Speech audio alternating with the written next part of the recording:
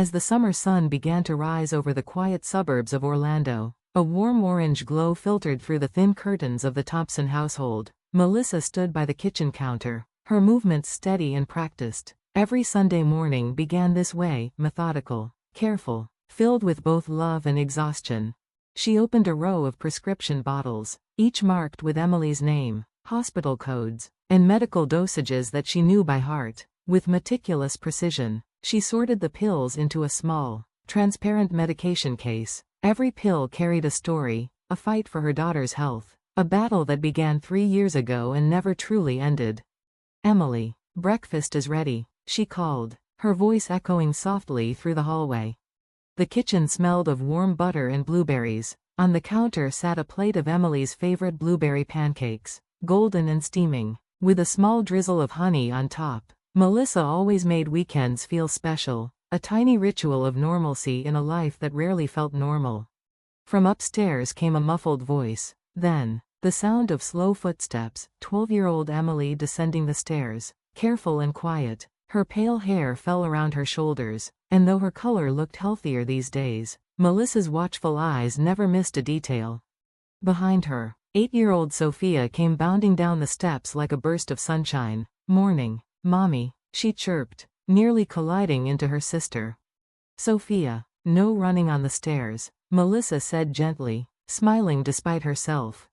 For the past 3 years, ever since losing her husband, Thomas, Melissa had been doing it all on her own, balancing her full-time job as a sales director at Sunbelt Insurance with hospital visits, therapy sessions, and school drop-offs was more than a juggling act. It was survival. Still, every time she saw her daughters laughing across the breakfast table, she knew it was all worth it.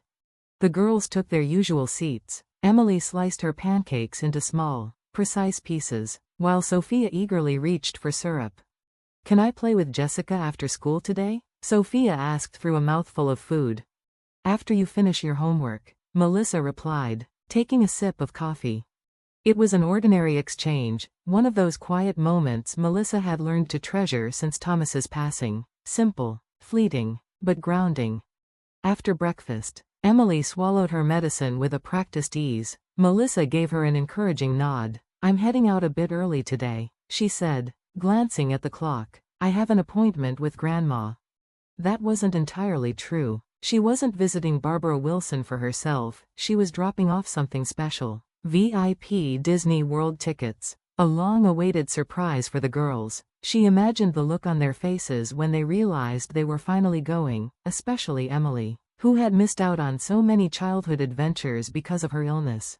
Barbara Wilson, Melissa's mother, lived in an upscale neighborhood in Winter Park, surrounded by manicured lawns and quiet wealth. Her husband, a prominent real estate developer, was as socially connected as she was polished. Barbara was the kind of woman who never missed a Sunday Methodist service, always dressed immaculately, and held firm beliefs about family, particularly the kind that didn't include single mothers. "In our generation," she often said, "families stayed together, no matter what." Melissa had learned to nod politely, though the words stung every time. Her sister, Rachel, had always been the favored one, the picture of perfection in their mother's eyes. With her 10-year-old twin boys, Jack and Ethan, and her lawyer husband, Michael, she embodied everything Barbara admired: stability, status, and appearances. Rachel was PTA vice president, a regular volunteer at the church, and the recipient of their mother's endless financial help. Meanwhile, Melissa got the lectures. "Being a single mother looks terrible," Barbara would say. "Aren't you being too lax with your parenting?" And yet, every Christmas told the story most clearly: mountains of expensive gifts under Rachel's tree, while Melissa's girls received small envelopes and a pat on the back. "This could be enough," Barbara would say, as if generosity had a limit for one daughter but not the other. Still, Melissa had hoped this Disney trip could change something. Maybe it would be the beginning of a new chapter, a softening of her mother's heart, a reminder of what really mattered. Emily's doctor had recently given them hopeful news. "She's responding well," he had said. "It's possible for her to travel now." Melissa had nearly cried in the doctor's office that day. After years of isolation in hospital walls, her little girl could finally experience magic again: laughter, sunshine, and a childhood memory worth keeping. She booked the VIP Disney tickets with special medical accommodations, ensuring Emily's safety and comfort. It was going to be perfect, a rare moment of unity for a family long divided. By 9:00 a.m., the air in Florida shimmered with heat. The parking lots near Walt Disney World buzzed with excited families, children wearing Mickey ears and holding balloons. The flower beds at the entrance were alive with colors, red and yellow petunias shaped like Mickey's face, glistening with morning dew. Melissa stood near the main plaza, holding her daughter's hands. Emily looked radiant in a white sundress and a straw hat, while Sophia twirled in a light blue princess dress, the hem brushing against her sneakers. "How are you feeling, sweetheart?" Melissa asked, brushing a strand of hair from Emily's face. "I'm fine, Mom. I can't wait to go in." Emily's eyes sparkled. Melissa smiled, her heart full. For once, everything felt right, the sun, the laughter, the promise of joy ahead. Then a familiar voice broke through the crowd. "Good morning, Melissa, Emily, Sophia." Barbara Wilson approached gracefully, her blonde hair styled to perfection, her linen dress crisp and undoubtedly designer. There was something about her posture, elegant yet commanding, that immediately shifted the atmosphere. Behind her, Rachel appeared, wearing oversized sunglasses and a knowing smirk. Her twin boys, Jack and Ethan, bounced with energy, clutching their autograph books. And then, to Melissa's surprise, Michael followed, his suit casual but expensive, his expression one of polite confusion. "Oh, everyone came?" Melissa's voice wavered with surprise. Her mother hadn't mentioned anything about inviting Rachel's family. "Yes," Rachel said brightly, placing a manicured hand on her hip. "Let's all enjoy it as a family." The words felt off, rehearsed, almost. Michael frowned slightly, glancing at his phone. "I thought we were meeting your mother for brunch before my meeting," he muttered. Rachel ignored him, keeping her perfect smile intact.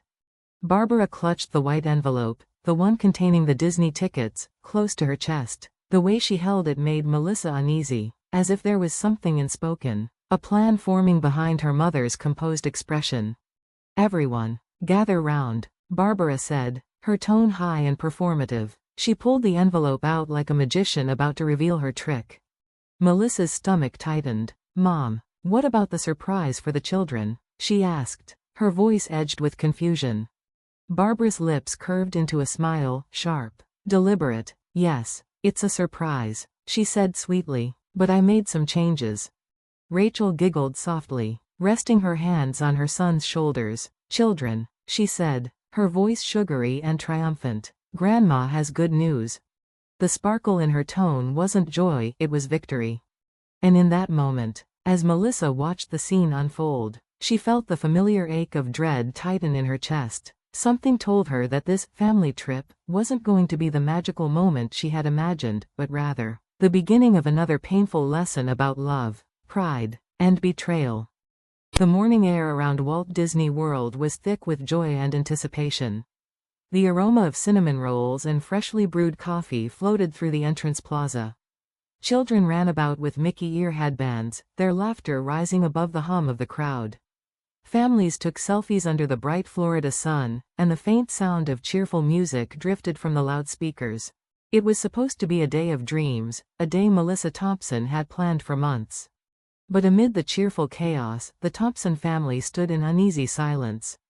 Something unseen, a quiet tension, clung to them like humidity before a storm. Barbara Wilson, elegant as always in a pale silk dress and designer sunglasses, clutched a white envelope in her manicured hand. Her lips formed a polite smile, but her eyes carried the smug satisfaction of someone about to prove a point. Rachel stood beside her, equally poised, her twin sons bouncing impatiently at her side. Just as the family reached the entrance line, Barbara took a breath and spoke, her tone calm yet sharp, the kind of voice she used when she believed she was making an important correction. "Actually," she began, "I changed the names on the tickets, not for your children, Melissa, but for Rachel's boys." Her words sliced through the air like a blade. For a moment, the world around them didn't move. Even the sound of laughter and chatter from nearby families seemed to fade away. "Thank you, Mom. The kids are just thrilled." Rachel said, her voice unnaturally cheerful, as though trying to fill the silence. Melissa's mind went blank. She blinked, struggling to comprehend what she had just heard. Slowly, she pulled out her phone, opening the app that held her pre-booked VIP Disney tickets, the very ones she had carefully arranged with medical accommodations for Emily's condition. On the screen glowed the digital confirmation, her name, Emily's name, and the special access details she had fought so hard to secure. When she looked up, Emily's wide blue eyes were brimming with tears she was desperately trying not to shed. Sophia, small but perceptive, squeezed her sister's trembling hand, her brow furrowed in worry. This trip was supposed to be Emily's day. After years of hospital visits, needles, and whispered worries about her future, today was supposed to be the day her world became bright again. And now, even that had been taken away. The twin boys exchanged confused glances. "Mom, what's going on?" Jack asked innocently. Rachel waved him off with a quick, "I'll explain later." At that moment, Michael, returning from a quick work call, noticed the tension. "What's happening?" he asked, scanning the faces of his family. Barbara waved her hand dismissively, her tone light but firm. "Just a minor change," she said, as though switching out the names on her daughter's tickets was a harmless correction. Rachel stepped closer, siding with her mother. "Honestly, Mom's right," she said softly but pointedly. "Emily's still not completely well, is she? Wouldn't it be safer for her to rest?" At those words, Emily's lower lip trembled. She lowered her head, staring at the ground, her small hands gripping her straw hat. Melissa felt her pulse race, anger and heartbreak mixing into a cold, steady ache. She took a long, deliberate breath, forcing herself to stay composed. "Well then," she said quietly, "shall we head to the entrance gate?" The group moved forward in a strained silence. Around them, families laughed and took photos, but in their small circle, the tension was suffocating. By noon, the Florida sun blazed overhead, baking the asphalt beneath the crowds. The serpentine entrance lines twisted endlessly, the air thick with sunscreen and excitement. Emily stood quietly, trying to be strong. Her skin glistened with sweat, and though she was clearly uncomfortable, she refused to complain. Sophia held her hand tightly, glancing up now and then with concern. "It's too hot," Barbara muttered, dabbing her forehead with a silk handkerchief. She still clutched the envelope as if it were a trophy. Rachel busied herself taking photos of her sons posing with their autograph books, while Michael checked his phone repeatedly, caught between work obligations and the strange, cold tension growing in his family. When they finally reached the front, a smiling young cast member named Jessica greeted them. "Good morning, everyone. Do you have your tickets ready?" Barbara stepped forward first, holding out the boutique envelope with an air of superiority. "We have VIP tickets," she announced proudly. Jessica scanned the tickets on her device. Her smile faded slightly. I'm so sorry, ma'am, but it seems these tickets have already been used." Barbara's expression froze. "What? That's impossible. Please check again." Rachel stepped in quickly. "This must be a mistake. These are the tickets Mom reserved." Melissa finally moved forward, calm but firm. She held out her phone. "These are the real tickets," she said evenly. "Reserved 3 months ago, with medical accommodations for my daughter." Michael's eyes widened as realization dawned. "Medical accommodations?" he repeated. "These were special tickets for Emily's treatment support, weren't they?" The families around them began to quiet down, sensing the conflict. Parents exchanged glances. A few children looked at Emily sympathetically. Barbara and Rachel's faces turned a deep shade of red. Before the situation could escalate, another cast member approached. A middle-aged woman with a gentle smile and calm authority. Her name tag read Judy. "Good morning, everyone," Judy said kindly. "Let's step over here so we can sort this out properly." She led the group to a small, air-conditioned reception room behind the entrance gates. The space was lined with framed photos of Walt Disney and early sketches of Mickey Mouse. Despite its cheerful decor, the atmosphere inside was heavy. Once everyone was seated, Judy turned to Melissa. "Could you please tell me what happened?" Melissa took a deep breath and began. "My daughter Emily has a rare condition. She's been under treatment for 3 years, but her doctor recently said she was stable enough to travel. These tickets were part of her recovery celebration, with medical accommodations for emergencies." She showed Judy the documents on her phone, doctor's notes, hospital letters, and reservation details. Judy's expression softened as she nodded. I understand completely, she said, her tone firm yet compassionate. By changing the reservation without authorization, your family members accidentally removed all the medical accommodations tied to the tickets. That could have put your daughter's safety at risk. Barbara's mouth opened, but no words came out. Rachel looked down, shame creeping into her cheeks. Michael exhaled slowly, rubbing his temples. So all this, it wasn't just about tickets. It was about safety, he said, looking pointedly at his wife and mother-in-law.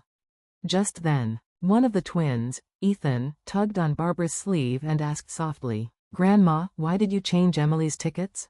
The question was innocent but piercing. The silence that followed was unbearable.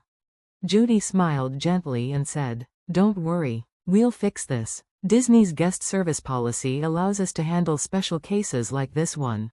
She tapped her tablet, contacting the medical response team. Within minutes, arrangements were underway for new VIP tickets, with all the original medical accommodations restored. Our goal, Judy said, is for all children to experience the magic of this place, safely and happily. Her calm professionalism broke the tension like sunlight through clouds. Barbara's eyes shimmered with something rare, regret. Rachel stared at her lap, her lips trembling. Michael thanked Judy quietly, his voice filled with sincerity. In another room nearby, the children began to laugh again, coloring Disney characters under the supervision of a cheerful staff member. Their laughter drifted faintly into the room, softening the atmosphere. Melissa turned to her mother. Her voice was quiet but firm. Mom, ever since Thomas died, I've done everything I can for my girls. You always judged me, told me being a single mother looked bad. But I didn't need judgment. I needed love. Your love. Her words hung in the air. Barbara lowered her head. Her hand trembled slightly as she spoke. I was wrong, she whispered. I thought appearances mattered more than anything, but I see now how much I've hurt you and my granddaughters.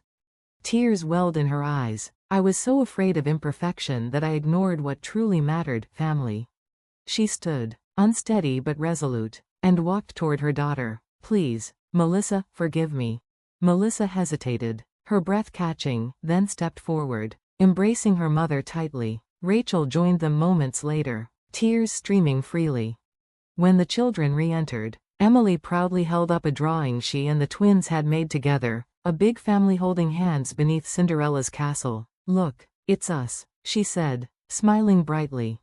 Judy returned with a small map in hand. Here, she said, I've arranged a special route, quiet rest areas, fast access points, and shaded zones. You'll all have a perfect day. Barbara wiped her tears, smiling weakly. Thank you, she whispered. Michael took out his phone and made a quick call. Cancel my afternoon meetings, he said simply. I'm spending today with my family. Outside, Cinderella Castle gleamed in the sunlight, a symbol of dreams, forgiveness, and second chances.